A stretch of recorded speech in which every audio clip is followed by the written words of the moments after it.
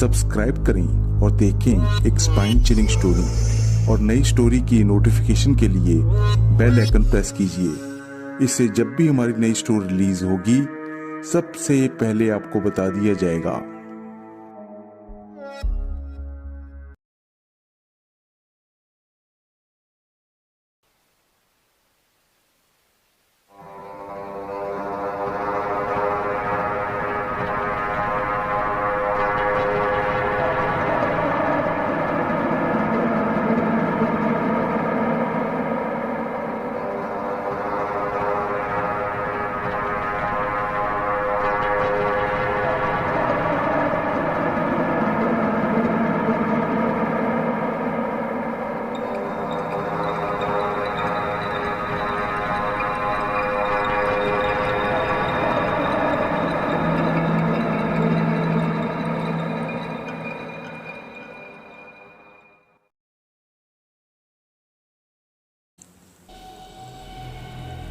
यूं तो हम इंसानों ने बहुत तरक्की कर ली, लेकिन प्रकृति की शक्तियों के सामने अब भी हम बेबस महसूस करते हैं।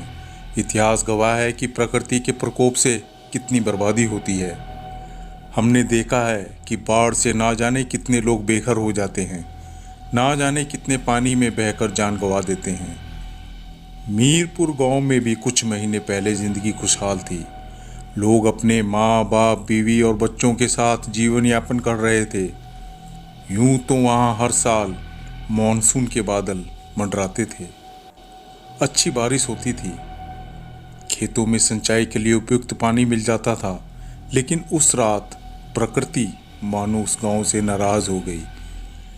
मीरपुर गांव के पास के पहाड़ों पर बादल फट गया, जिससे रातों रात मीरपुर गांव में बाढ़ आ गई। गांव में चीखने, चिल्लाने और बच्चों की रोने की आवाजें गूंज गई। एक पल में ही वहां मातम छा गया। मीरपुर गांव से कई किलोमीटर दूर एक जंगल के पास कुछ घर या कहो झोपड़ियों में कुछ लोग रहने लगे।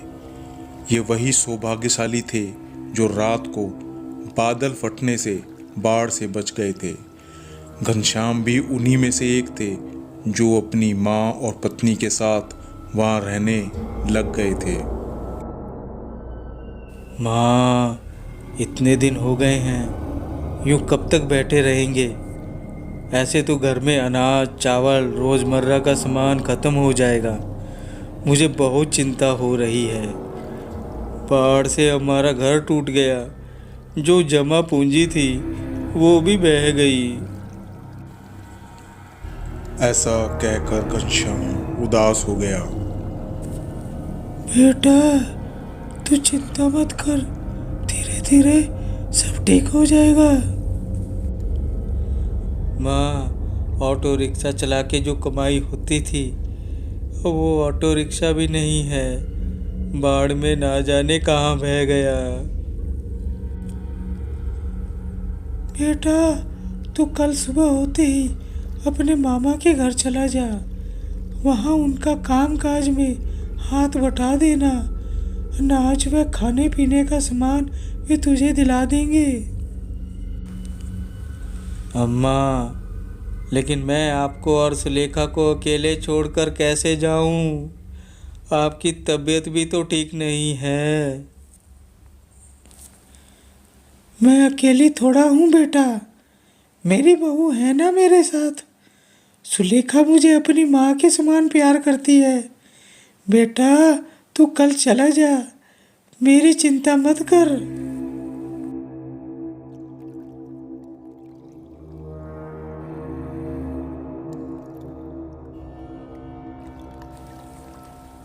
अम्मा, चलता हूँ। सुलेखा, माँ का ध्यान रखना। जी ठीक है, आप चिंता ना कर। घनश्याम के जाने के बाद सुलेखा घर का काम करने लगी, क्योंकि वहाँ बिजली नहीं थी। सुलेखा रात होने से पहले ही खाना बना लेती थी। रात को घर में एक दिया जलाकर रोशनी करती थी। कुछ दिन बीत गए और एक दिन, अम्मा, आपने खाना क्यों नहीं खाया? बेटी, आज तबीयत कुछ ज़्यादा खराब है, भूख नहीं लग रही। मेरी थाली ढक कर रख देना, जब भूख लगेगी तब खा लूँगी। तू अब आराम कर ले, दिन भर बहुत काम करती है तू, मेरी प्यारी बहू। सुलेखा ने वहां थाली रख दी और वो सोने चली गई। करीब रात के 1 बज गए थे जब घनश्याम की माता की आंख खुली तो वह पानी पीने के लिए कोने में रखे मटके की ओर गई, लेकिन हाथ लगने से मटका गिरकर फूट गया। मटके के फूटने की आवाज से सुलेखा उठ गई। वह उठकर अपनी सासू माँ के पास आई। अम्मा, क्या हुआ? अगर आपको पानी पीना ही था तो मुझे बुला लेती, ये मटका तो नहीं फूटता। मुझे अब रात को कम दिखने लग गया। तुम तो दिन भर काम करती हो, सोचा आराम कर लोगी, इसलिए पानी पीने खुद ही उठ गई। बेटी, मुझे प्यास लग रही है। बाहर रखे 2 मटके भी खाली हैं, बस यह मटका जो गिरकर फूट गया था उसी में पानी था। कोई बात नहीं अम्मा, मैं अभी जाकर मटका भर लाती हूँ।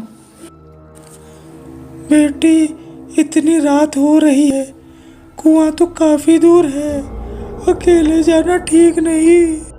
चिंता ना करो, मैं चली जाऊंगी। मुझे रास्ता मालूम है, चांद की हल्की हल्की रोशनी में रास्ता दिख जाएगा।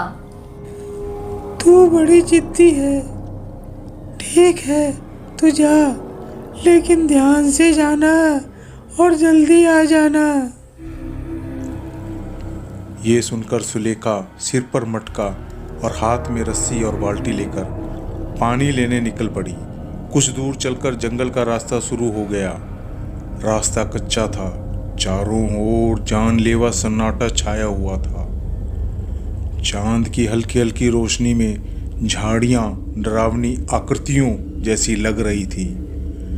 सुलेखा जल्दी जल्दी कदम रखने लगी। कुछ समय चलने के बाद सुलेखा को एक कुआं दिखा। वह तेजी से जाकर कुएं के पास पहुंची। उसने बाल्टी को कुएं में फेंका और जल्दी जल्दी रस्सी खींचने लगी। बाल्टी को ऊपर लेकर उसने मटका पानी से भर दिया। फिर दोबारा बाल्टी को कुएं में फेंका। बाल्टी पानी से भरने के बाद रस्सी खींचने लगी। तभी उसे एक आवाज सुनी। कोई है? मुझे बचाओ, मैं गड्ढे में हूँ, बचाओ मुझे। ये सुनकर सुलेखा चौंक गई। अरे, ये तो मेरे पति घनश्याम की आवाज़ है, लेकिन वे तो अपने मामा के पास गए हुए हैं। सुलेखा ने इसे वहम समझकर नज़रअंदाज कर दिया और रस्सी खींचकर बाल्टी को कुएं से बाहर निकाला। उसने मटका उठाने के लिए हाथ बढ़ाया ही था कि अचानक फिर आवाज आई। अरे बचाओ मुझे, कोई है? बचाओ मुझे, निकालो मुझे, बचाओ मुझे, मैं गड्ढे में गिर गया हूँ, कोई है? आवाज बहुत साफ साफ सुनी। सुलेखा को आवाज सुनकर महसूस हुआ कि ये उसके पति घनश्याम ही हैं। सुलेखा आवाज की दिशा की ओर बढ़ने लगी। उसने हाथ में रस्सी भी उठा ली। सुलेखा ने देखा वहां एक पेड़ के पास कुछ बड़े पत्थर पड़े थे। आवाज वहीं से आई थी। पास जाकर जब सुलेखा ने वहां देखा तो वहां सच में गहरा गड्ढा था। सुलेखा जोर से बोली, अजी, आप हो क्या? मैं सुलेखा। आप तो अपने मामा के घर गए हुए थे, आप यहाँ कैसे गड्ढे में गिर गए? सुलेखा, सुलेखा, मुझे बाहर निकालो, मैं सब बता दूंगा कि ये सब कैसे हुआ, लेकिन पहले मुझे यहाँ से निकालो, सुलेखा। ये सुनकर सुलेखा ने रस्सी को पेड़ से बांध दिया और रस्सी का दूसरा छोर नीचे गड्ढे में फेंका। गड्ढे के अंदर गहरा अंधेरा था। सुलेखा ने आवाज लगाई। आप रस्सी को पकड़ लो और ऊपर चढ़ने की कोशिश करो। मैंने रस्सी को पेड़ से बांध दिया है। ठीक है सुलेखा। रस्सी कस गई, जैसे किसी ने उसे पकड़कर खींचा हो। सुलेखा वहां खड़ी हुई थी। वह अपने पति घनश्याम का ऊपर आने का इंतजार कर रही थी। कुछ देर होने पर वह बोली, जी, आपने रस्सी पकड़ ली क्या? जल्दी ऊपर आ जाओ। घर पर माँ इंतजार कर रही है। वो मेरी चिंता कर रही होगी। पर उस गड्ढे से कोई आवाज नहीं आई, बस कुछ पत्थरों की गिरने की आहट सुनी। फिर एक पत्थर पर एक हाथ दिखा। कोई ऊपर आने की कोशिश कर रहा था। ये देख सुलेखा ने चैन की सांस ली और पलटकर कुएं की तरफ देखा। वहां मटका और बाल्टी ज्यों की त्यों पड़ी थी।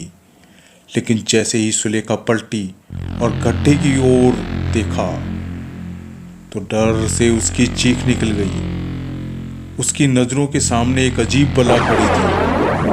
उसका सिर काफी बड़ा था,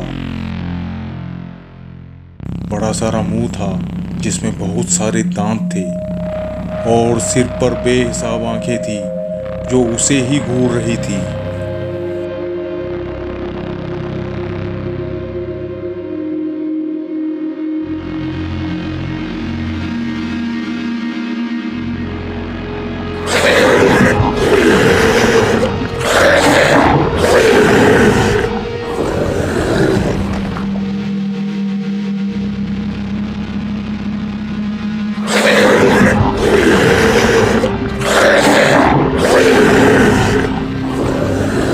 करके सुलेखा ने वहां पड़ी एक पेड़ की डाली उठाकर उस अजीब बला के पैरों पे दे मारा, जिससे वो लड़खड़ाकर गड्ढे में गिर गया। सुलेखा वहां से भागने लगी। भागते भागते वह घर पहुंच गई, लेकिन दरवाजे पर ही वो बेहोश होकर गिर गई। जब उसे होश आया तब उसके सासू माँ, उसके पति उसके पास खड़े थे। उसने अपनी भयानक आपबीती बताई। ये सुनकर उसकी सासू माँ की आंखों से आंसू निकल आए। सुलेखा के साथ हुई इस भयानक घटना के किस्से दूर दूर तक फैल गए। ये सुनकर लोग रात को जंगल के पास के कुएं तक जाने से अब डरने लगे। लोग हैरान थे कि आखिर वो अजीब बला क्या थी।